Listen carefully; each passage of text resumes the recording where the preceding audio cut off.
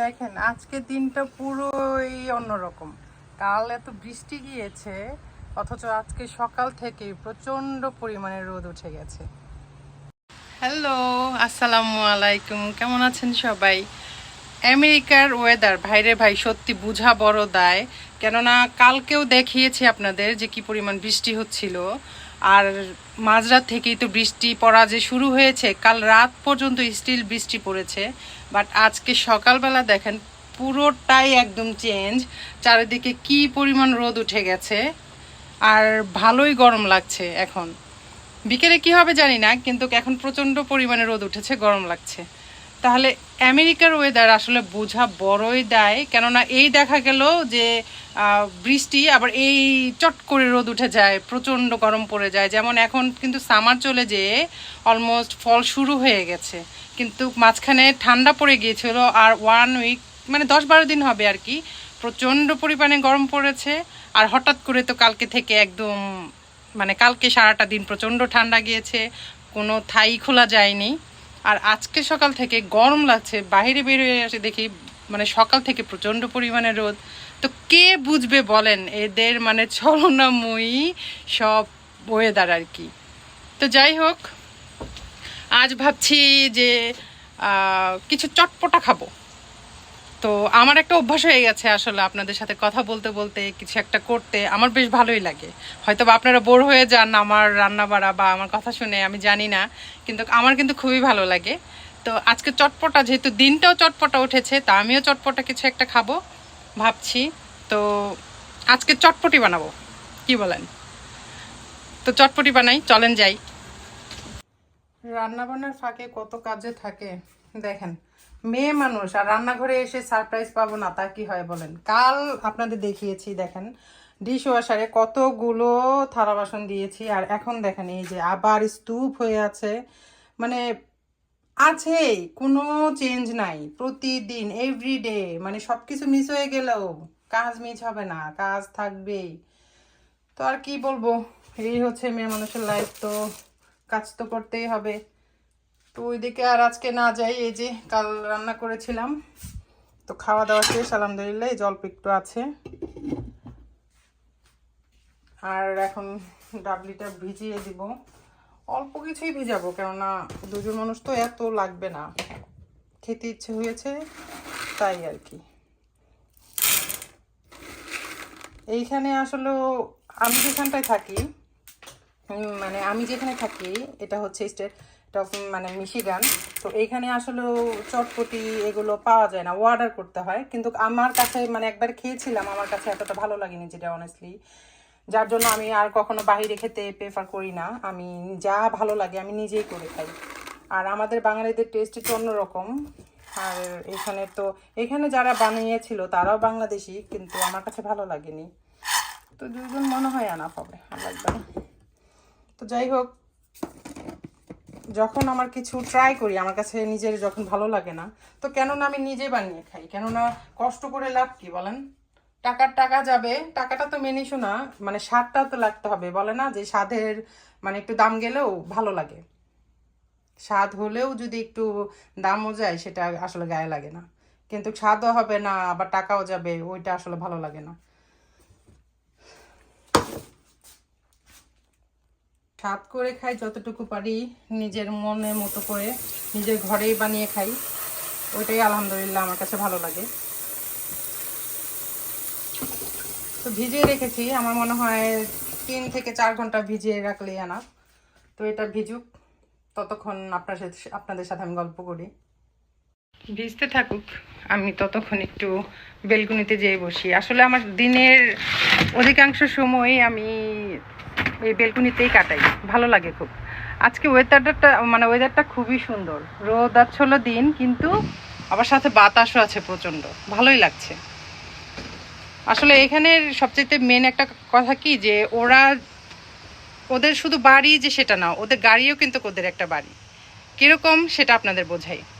মানে ওদের গাড়িতে ম্যাক্সিমামই আপনি দেখতে পাবেন মানে বালিশ বলতে কুশনগুলো আর কি, আর ছোটো মোটো মানে কম্বল বা ছোট চাদর টাইপের কিছু একটা এটা থাকবেই। কেননা যে বললাম ওয়েদারের কোনো ঠিক ঠিকানা নেই। তো এর জন্য আমি ম্যাক্সিমামই দেখেছি যে এটা, আর আমি অবশ্য আমার গাড়ির মধ্যে এগুলো এখন পর্যন্ত রাখিনি, কিন্তু আমিও ফেস করেছি কয়েকবার। বাট আমি এখন ডিসিশন নিয়েছি যে আমিও হালকা পাতলা কিছু একটা রেখে দিব, কেননা কখন কোন সিচুয়েশনে পড়ি আসলে বলা তো যায় না। আর এখানে অ্যাকচুয়ালি প্লেন দিয়ে ফ্লাই করা আর গাড়ি দিয়ে ফ্লাই করা সেটা হচ্ছে টোটালি দুইটা সাইড ডিফারেন্ট। আমি মনে করি প্লেন দিয়ে একটা ভালো লাগা, কিন্তু আমার সবচাইতে পার্সোনালি যেটা ভালো লাগে সেটা হচ্ছে আপনার গাড়িতে। কেননা গাড়িতে যদি যাই আমি কোথাও লং ট্যুরে, তো সেক্ষেত্রে দেখা যায় যে সব কিছু পরিবেশ, ওয়েদার, এগুলো সব দেখে দেখে আমি যেতে পারি।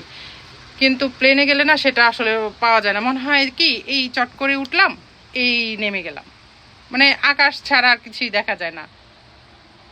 তো এর জন্য আমি সবসময় বলি আর সবসময় প্রেফার করি যে লং ট্যুরে যাব গাড়ি দিয়ে যাব। হয়তো বা 7-8 ঘন্টা, 9, এমনও আছে আমি ড্রাইভে গিয়েছিলাম প্রায় 11 আওয়ার, 11 ঘন্টা। কিন্তু আমার কাছে খারাপ লাগেনি, যেটা সত্যি ভালো লেগেছে আমার কাছে খুবই। কেননা বাহিরের পরিবেশটা দেখতে দেখতে গিয়েছিলাম, তো দেখা গেল এই লেক দেখা যাচ্ছে, এই পানি, এই উঁচু উঁচু পাহাড়, মানে এই সৌন্দর্যটা তো আসলে প্লেনে যখন যাই তখন দেখা যায় না। তো এর জন্যই আমি সবসময় গাড়ি দিয়েই যাওয়া আসাটা পছন্দ করি। তো প্রতিদিনের মতো আজও একটু হাঁটতে বের হব, একটু হেঁটে থেকে আমি ডাবলিটা ভিজিয়ে দিয়েছি, একটু ভিজুক। আর আজকে যেহেতু ওয়েদারটাও ভালো, আর প্রতিদিনের মতো আপনাদের হয়তো বা যারা আমার ভিডিও দেখেন কম বেশি জানা আছে যে আমি একটু হাঁটতে বের হই সকালবেলা। কাল তো হাঁটতে পারিনি, কেননা প্রচণ্ড ঠান্ডা ছিল আর বৃষ্টির সাথে, সো পসিবল হয় নাই। তো এখন আজকে বের হবো, একটু হেঁটে আসবো, দেন ওইটার তখন চটপটির উপরে আবার কাজ করা শুরু করবো। তো মাঝখানে একটু গ্যাপ দিয়ে বাইরে যেয়ে হেঁটে আসছি, এসেও কিন্তু বসেছিলাম না, অনেক কাজ করেছি। দুপুরে তো রান্নাটাও করতে হবে, এটা বিকালে তো নাস্তা টাইপের হয়ে গেল চটপটিটা। তো দুপুরে দেখি, চলেন দেখা যায় কি রান্না করি। তো কি মানে ভাবছিলাম কি রান্না করব।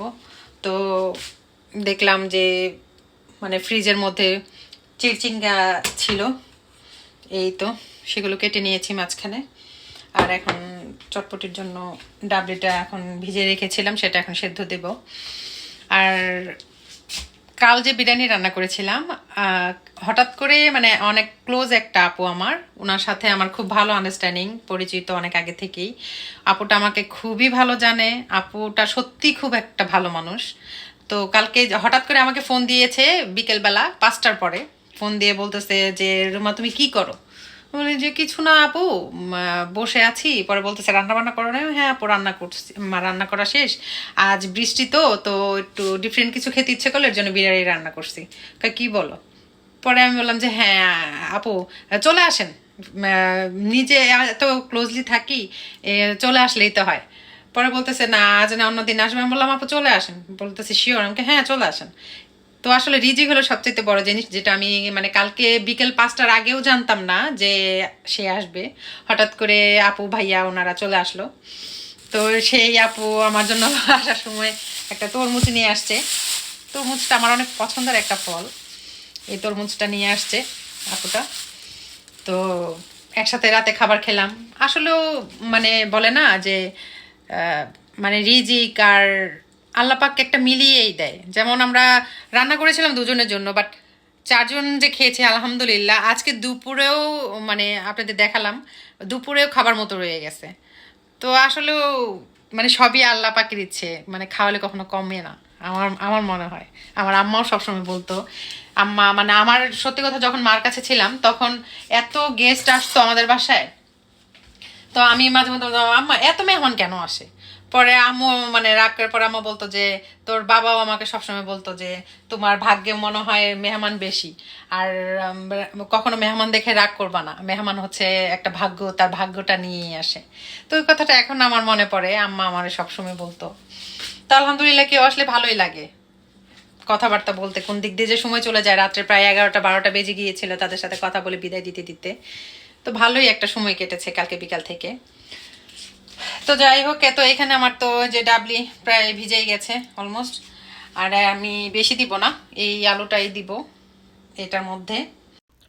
এই তো আমার চটপটি চটপটা সবই রেডি।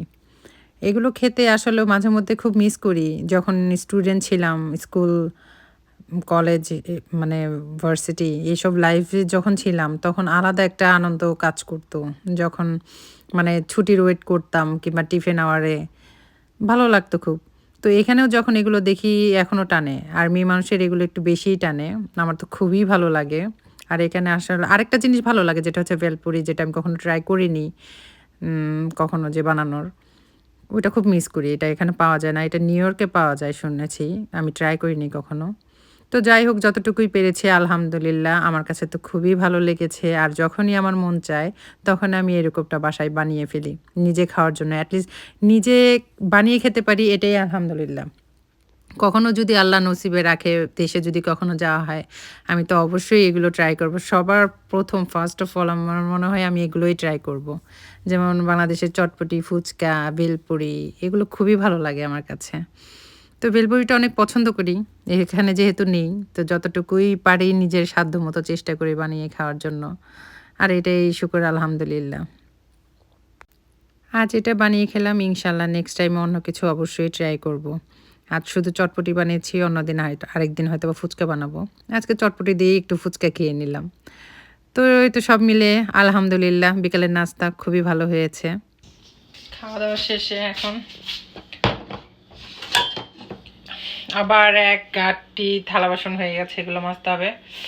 তবে বিকালের নাস্তা হিসেবে মানে মন চেয়েছিল, সব কিছু মিলে খুবই ভালো লেগেছে। আর আমরা তো মেয়ে মানুষ একটু চটপটা পছন্দই করি। তো অসংখ্য ধন্যবাদ যারা কষ্ট করে আমার ভিডিওটা দেখলেন। আপনারা সবাই ভালো থাকবেন, আমাকে অবশ্যই সাপোর্ট করবেন। আল্লাহ হাফেজ।